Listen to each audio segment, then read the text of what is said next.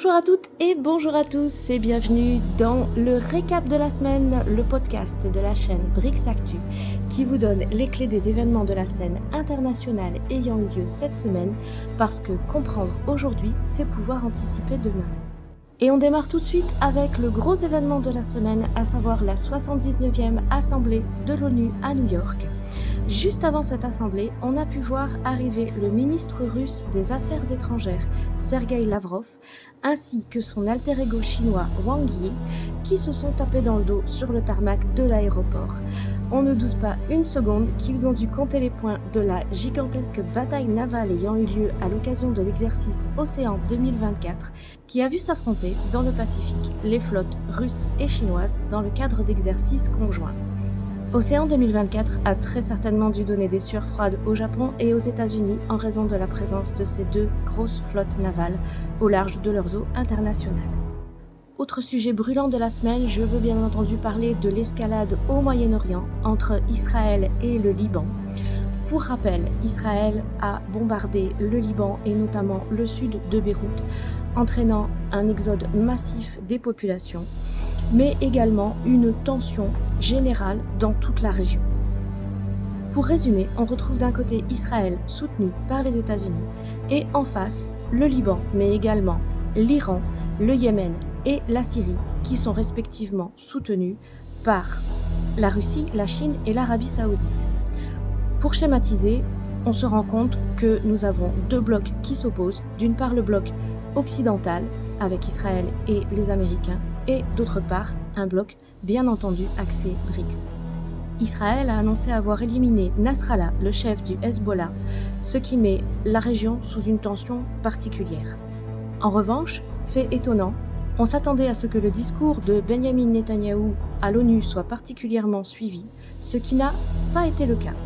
Ce dernier, lors de son discours à la tribune de l'ONU, a affiché une carte décrivant les pays de l'axe du mal, à savoir la Syrie, l'Irak et l'Iran, et en face des pays de l'axe du bien, selon lui bien entendu, Arabie Saoudite, Jordanie, Égypte, mais également d'autres pays, tels que par exemple l'Allemagne. Nous ne manquerons pas bien entendu de vous tenir au courant de l'évolution de la situation, que vous pouvez également retrouver 24 heures sur 24 et 7 jours sur 7 sur notre canal Telegram BRICS Actu. En ce qui concerne maintenant le conflit russo-ukrainien, Volodymyr Zelensky est arrivé aux États-Unis équipé d'un plan de la victoire.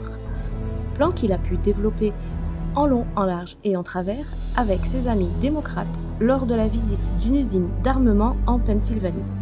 Ceci a bien entendu légèrement irrité notre ami Donald Trump, qui s'est vengé lors de leur rencontre ce vendredi dernier à New York. Après avoir gentiment indiqué à Volodymyr Zelensky sur quelle chaise il devait s'asseoir comme on gronderait un enfant passage, Trump lui a déclaré tout de go que Poutine et lui étaient de très bons amis. Embarrassé, Zelensky a répondu « J'espère que ce sera bientôt notre cas », ce à quoi Trump a répondu de manière assez équivoque « Il faut être deux pour danser un tango ». Toujours à propos de Volodymyr Zelensky, à la réponse d'un reporter qui lui disait « Monsieur Zelensky parle d'utiliser des armes tactiques nucléaires », Sergueï Lavrov a répondu « Monsieur Zelensky dit beaucoup de choses, tout dépend de ce qu'il a bu ou de ce qu'il a fumé ». Écho à présent, cette semaine a vu l'ouverture du Forum de l'énergie russe où les déclarations concernant les BRICS ont été nombreuses.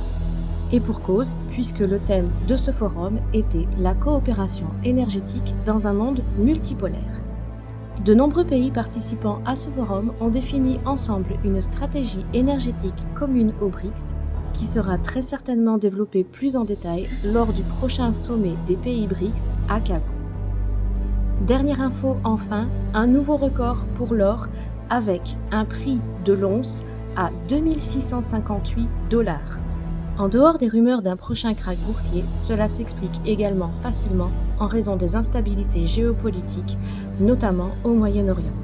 Voilà les amis, c'est tout pour le récap de cette semaine. N'hésitez pas à soutenir notre travail en nous laissant un petit commentaire ou un like sur le canal Telegram BRICS Actu. En attendant, je vous dis à la semaine prochaine pour un nouveau récap et surtout, n'oubliez pas, Carpe Diem!